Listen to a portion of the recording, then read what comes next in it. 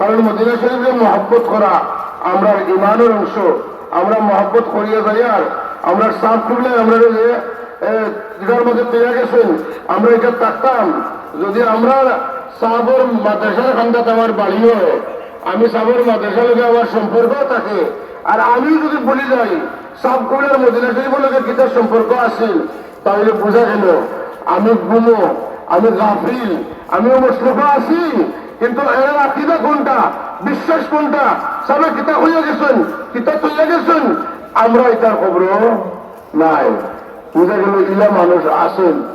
ও তখন তুমি আমার মনে হয়েছে আল্লাহ যদি সুযোগ দেন তাহলে জমাই লেখানো পাইরে ও দুঃখটা হইল যে আল্লাহর হাবিবর আশিক হযরত সাফুল্লাহ রহমতুল্লাহ আলাইহি মদিনা শরীফের মহব্বত আমরা পিছিয়ে দেওয়া লাগি সারা জীবন মেহনত করে গেছেন। আর আজকে সাবর মাদ্রাসার এক